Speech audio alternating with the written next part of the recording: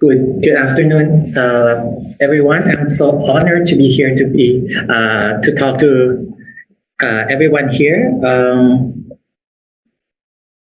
As you can see from the title, I'm going to be talking about Proto Shan, Old Shan, and the making of Ahom script writing system. Let me start by saying that this is pretty much a work in progress. It's I would really love to hear to get your feedback on this hypothesis that I'm putting forward. It still needs a lot more support to be conclusive, but hopefully it will be something that we can all think about. It's also, this project is also based on an earlier project that I did with Stephen and also Papi Gogoy, who is our master student. I would like to thank Stephen in particular for not only for the continuous research on Ahom and all the resources that he has provided online, but also I learned a lot from him when we were writing that paper together, which, by the way, will come out possibly in September. Okay, so before we begin, let's begin by ยังไงนะครับ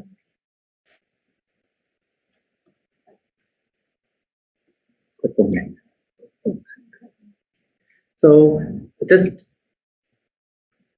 to give us some background for those who are not very familiar with Ahom. The Thai Ahom are descendants of Shan speakers who arrived in Assam in the early 13th century.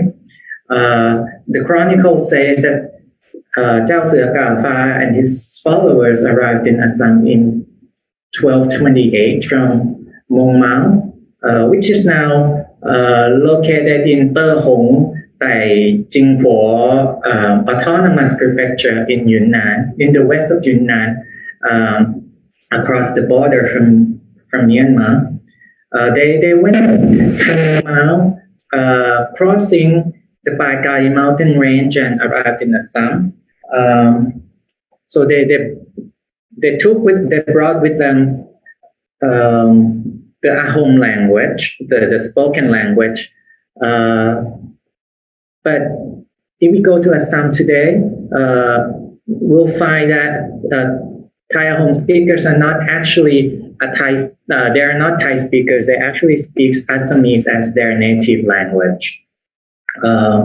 Buchanan wrote that when he arrived in Assam, Thai Ahom was already dead.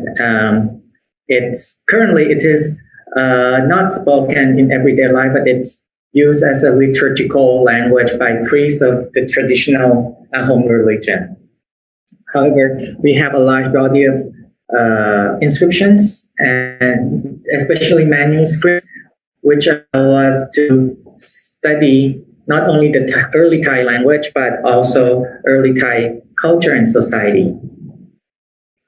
I've been talking about the Ahom and the Shan, but what do I mean by the Shan exactly?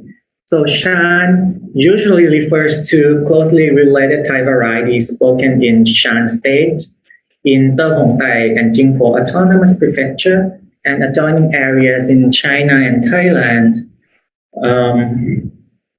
That's the most prevalent use, but some people also use it to refer to other Thai groups in India and Upper Myanmar, such as the Khamti and the Aitol and the Kamyang and the Pake. Here in this paper, I use the word Shan as a cover term for all of those, for all Thai varieties that descend from the variety spoken in Mueang Mao in the 13th century. That's when the Thai speakers of Mueang Mao started to expand westward and northwestward. Okay, so there's Ahom. Like I said, the Ahom language is very valuable for the study of Thai language and culture. Since the language is no longer spoken, we can only learn about it through written materials. And so if you look here, this is a table comparing Thai Ahom here. This is Thai Nua or the Tơ Hồng Thai script, the old version, and this is the Khmer script and the Shan, the Burmese Shan script. You can see that they look very similar, although they differ in some details. You can see that they share basic characteristics. So one question that usually comes up is where and when the Ahom writing system originated. Ajahn Renu Vichasin, in her very in her thesis stated that the Ahom writing system is an adaptation of the Old Mon writing system. She looked at the shapes of the letters, and you can see that the Ahom, she reasons that the Ahom letters look more like Old Mon than Old Burmese. However, later scholars such as Fatlus, Diller, Daniels, and Payne argue that it was adapted not directly from Old Mon but from Old Burmese. This question of where exactly did the Ahom writing system come from is closely tied to the questions of when it was adopted. So tradition suggests that the Ahom writing system was brought to Assam in the 13th century with the expedition by Sua Ka Fa. But interestingly, the oldest inscription, the oldest attestation of Ahom only dates back to the very end of the 15th century.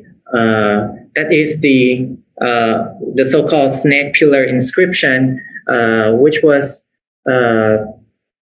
inscribed during the reign of King Se Hum Mueang at the end of the 15th century. So tradition suggests that the Ahom was in Mueang Mao. The Shan speaker of Mueang Mao already had a writing system, and when Sua Ka Fa traveled to Assam, he took the writing system with him. This would mean that the Ahom and the Shan writing system originated prior to the 13th century. So, but the question is whether that is true. Is it true that the Ahom and the Shan scripts the old Shan script were adapted directly from Old Mon, or was it adapted from Old Burmese, which had been adopted from Old Mon, and when that adaptation took place?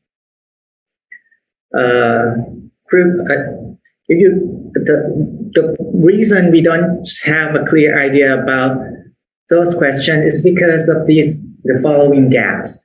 We didn't actually have a detailed graphic analysis of Ahom, but Poppy Gogoy and Stephen and I had been working on that, and that hopefully help us understand the history of Ahom in more detail. Also, there's really no comparison.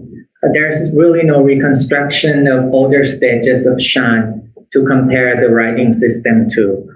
So we don't know what stage of the Shan language does the Ahom writing system actually represent. Okay?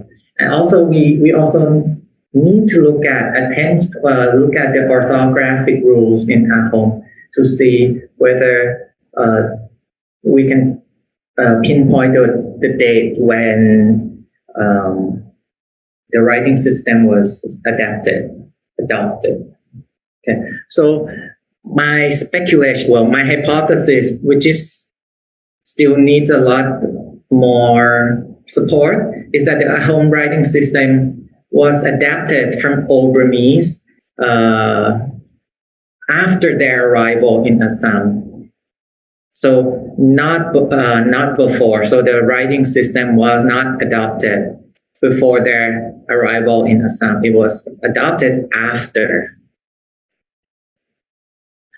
So my argument is that the Ahom writing system displays some orthographical peculiarities reminiscent of the post-15th century Burmese writing system, and post-12th century Burmese writing system, and that Ahom script represents a language that is almost identical to the Old Shan language of the 14th to 15th century.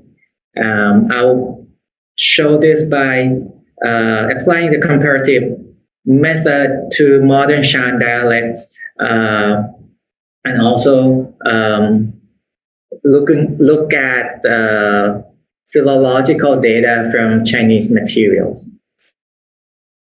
Okay, let's start with the first question: whether the Ahom and the Shan writing system actually were based on Old Burmese or Old Mon writing system. Daniel shows that the Old Shan script. So one breakthrough was the discovery of this Chinese scroll that was written down. That was written in 1407 during the reign of Yongle. In there are passages that was written in Shan, the Shan language of Mueang Mao, with the Shan script of the time. Daniels shows that the Shan script that is used in the Chinese scroll from the 15th century looks very much like the Ahom script. So I also looked at the Hua Yi Yi Yu, the Bai Yi Guan Yi Yu, which is the Chinese glossaries of the Shan language, and they also have Shan writing, and you can see that the Shan writing of Mueang Mao in the 15th century looks almost exactly like Ahom. Okay.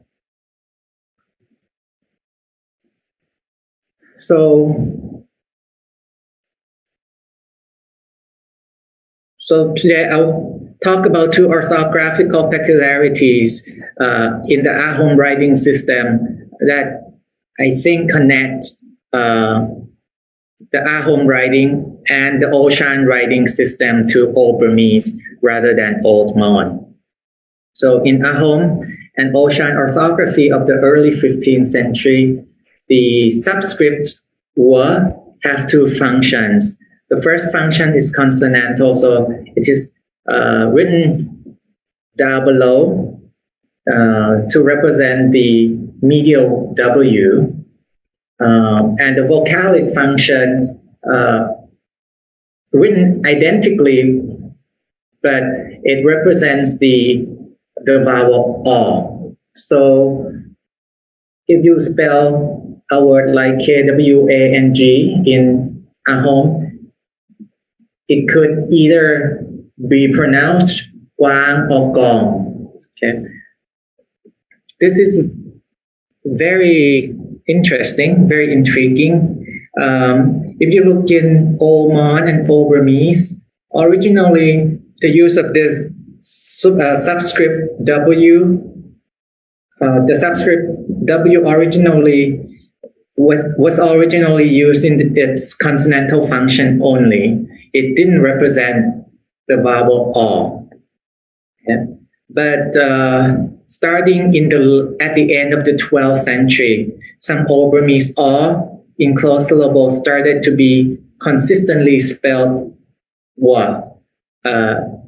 So we are starting to see a variation between O and Wa in Old Burmese at the end of the 12th century. So using Wa to write O in Ahom must have been modeled after later Old Burmese orthography because it shares this innovation with Old Burmese, later Old Burmese orthography. So this is an example. Early Old Burmese write the word first letter Yon, but in later Old Burmese they write Yuan, okay, and so on and so forth. Another orthographical peculiarity is the use of final ñ for e for y. Final e in Ahom and Old Shan orthography of the 15th century could be written with this symbol in combination with the inherent vowel. So if you write K and this symbol, then you get Kai, right, for chicken. But another way of writing it is to, when you have the vowel U or O, you can use a final ñ to represent the final y. So why didn't they use orthographic y to represent y? Why did they use orthographic ñ to write y, right? So this is peculiar. But in fact, this is a reflection of later Old Burmese orthography.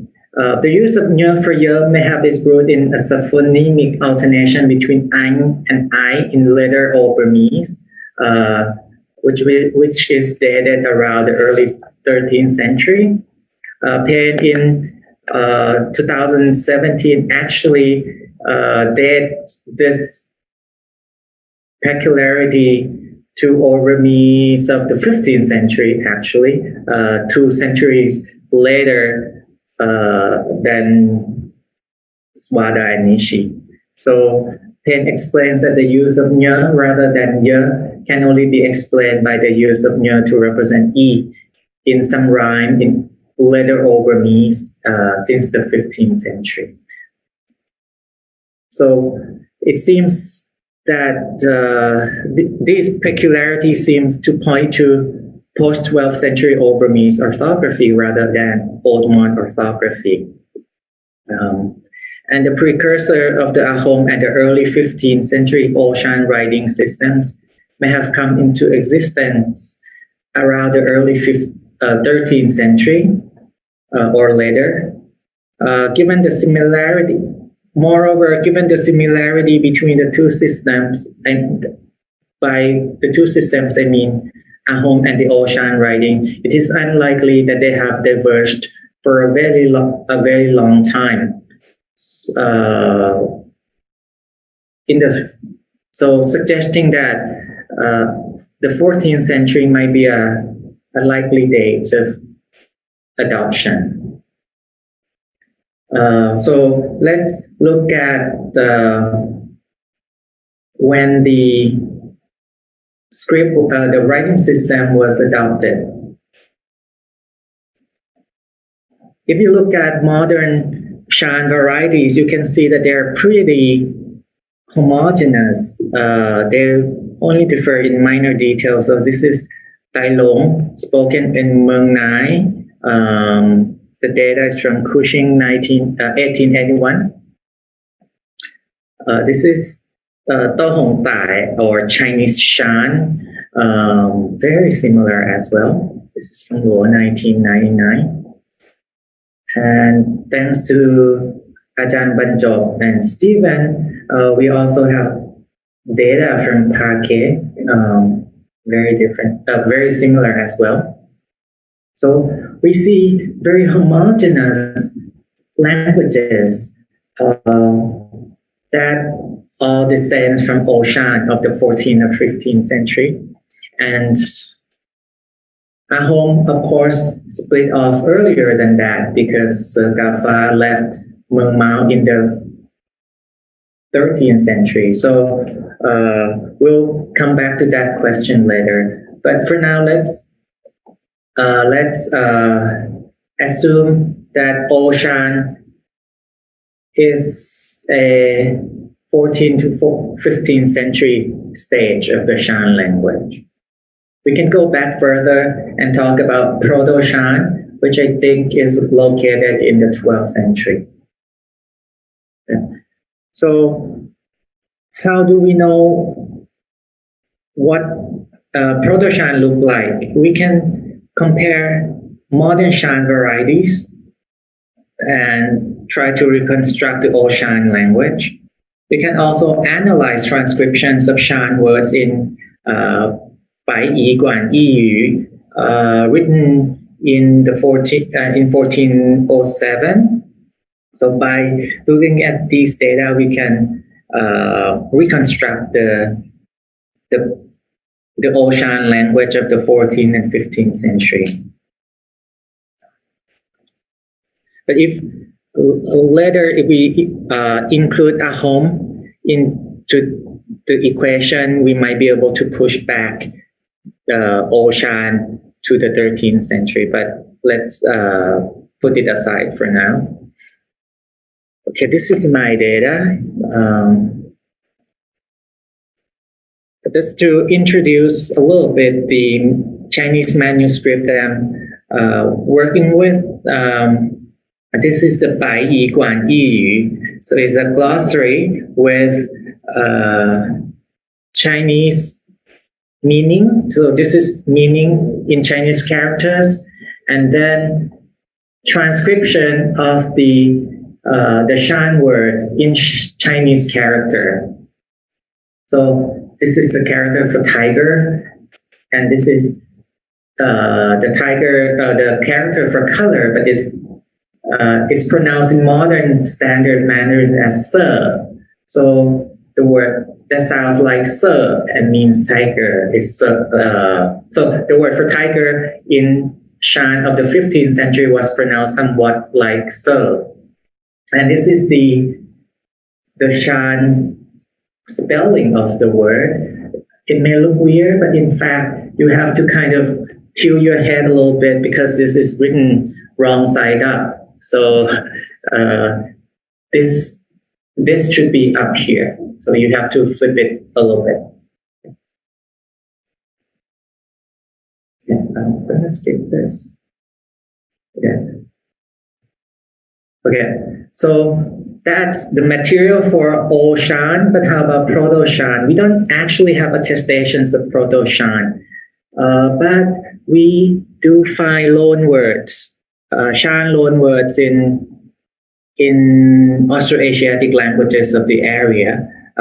Today we'll be looking at Palong, which is one of the indigenous Austroasiatic groups in Shan State in Western Yunnan.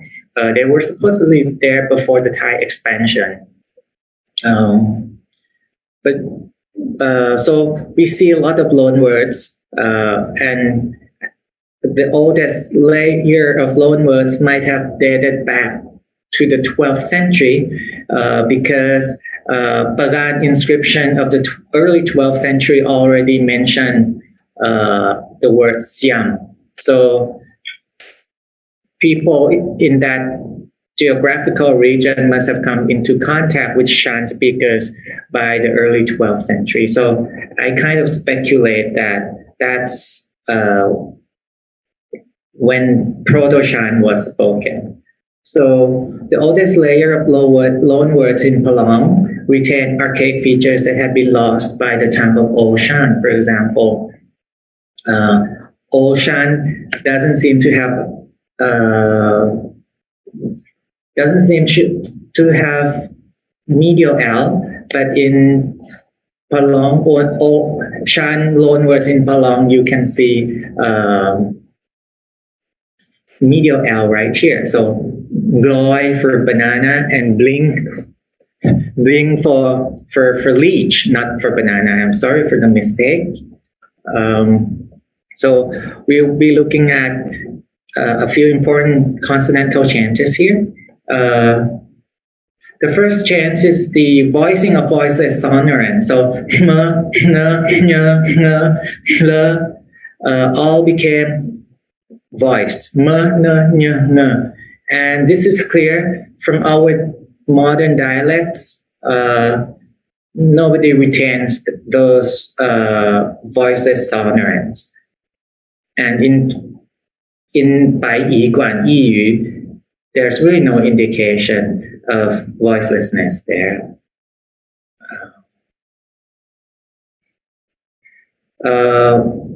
But in Proto Shan, I think these voiceless sonorants were still retained because we see loan words in Palong that maintain voicelessness. So they have word like moon for 10,000 moon, or plan for grandchildren.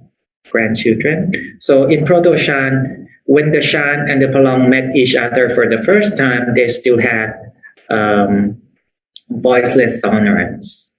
So this is a schema of what happened. So Proto Shan 12th century, the distinction was still there, but by the 14th century, it was lost. The two sounds merged.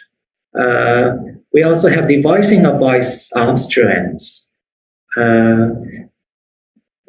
All modern dialects have done that. So there's really no trace of the voiced obstruents in Old Shan at all. Unfortunately, we don't have clear cases of loan word in Palong that would allow us to see what the situation was during the Proto Shan stage.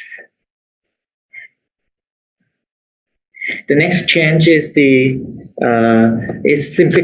simplification of the kr cluster. If you look at modern dialect, you don't see, and the Chinese material, you don't see any trace of cluster. But if you look at loan words in Palong, you see things like krong for to imprison from Thai.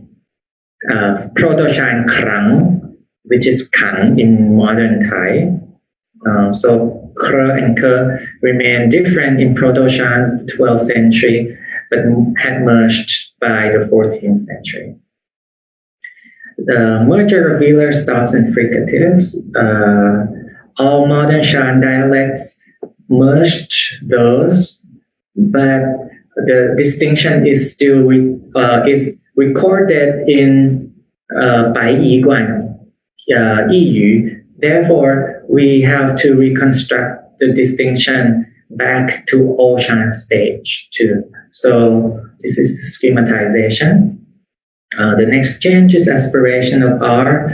All modern Shan dialects like Tai Long, the Hong Packet all have H for R.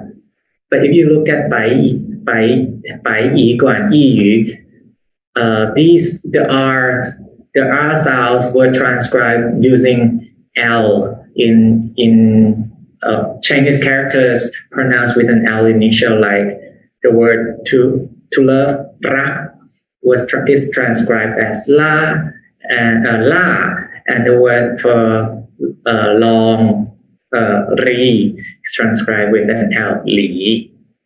So Old Shan must have still retained the R, and the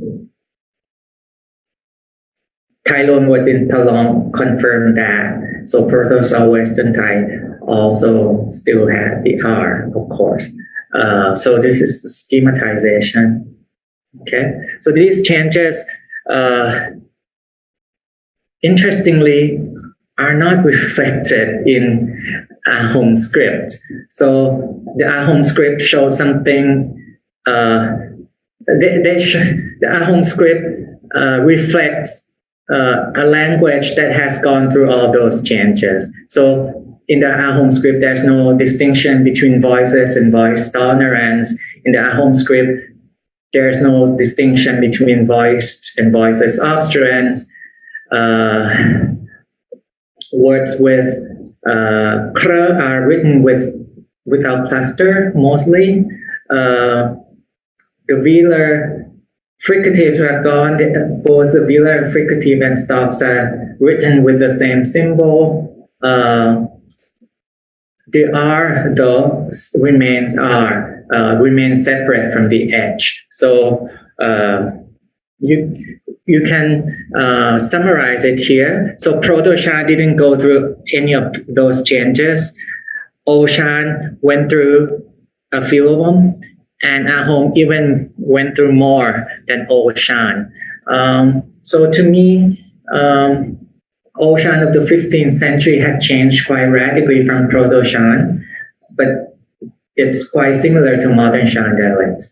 The Ahom script represents a language that is almost identical to Old Shan of the 15th century.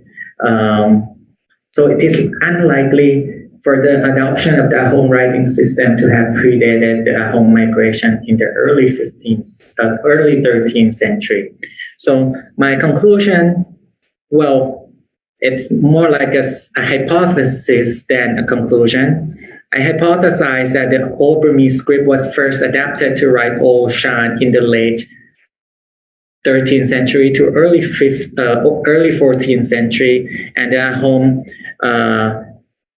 Ahom, when they moved to Assam, didn't have the writing system, but they maintained close ties with Mueang Mao and adopted the Old Shan writing system only in the 15th century.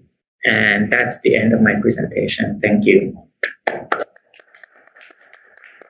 Sorry for going over. That's okay. We have some time for a quick question or two. If anyone here wants to ask a question, or anyone in Zoom, let me see. Okay, Stephen. Yes, I'm not sure I can ask quick questions because you've raised so many interesting issues, but I think I will just mention one thing, and that is that an important document which probably hasn't been studied sufficiently is the manuscript THAI-TAI dictionary that Dr. Banchob wrote many years ago, which is in the possession of Dr. Nawawan, and which I took photographs of, and I have not yet had enough time since you finished your talk to find them. But in Aiton there are a lot of examples of initial R, and I think we should, unlike all those other varieties, but the Aitons do have initial R and also initial D and initial B. And I think we should have a closer look at what they are doing too. That is not going to make the situation easier, but maybe if there's a student over there who's looking for something to do, Dr. Banchob's Aiton dictionary really is a document that deserves more study. The Bai Yi Guan Yi Yu is certainly something I want to learn more about, but that's going to require more time than we have right now. So I'll just leave it at that. But yeah, very interesting. Thank you. Thank you, Stephen. Yeah, I think Aiton is key here. It seems to be the oldest, no, not the oldest, the most conservative living Shan variety that we see today. It certainly is preserved the implosives, the b and the d to some degree, and it might also preserve the r. So that would And be- those, and sorry to interrupt, but also some clusters, as I pointed out in the talk this morning. So, yeah. Yeah. So that's very important set of data. Someone should work on it. But my feeling is that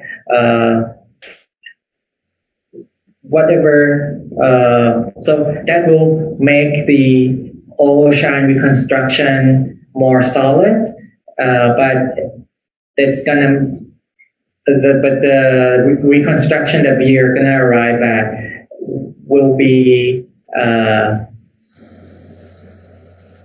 So what I'm saying is the conservative features of all the conservative features in Python is it's inherited from Ocean. I don't think we will see anything that's older than the 14th century, but that's an empirical question that we should look at. Is there any other questions? If not, let's thank our speaker again.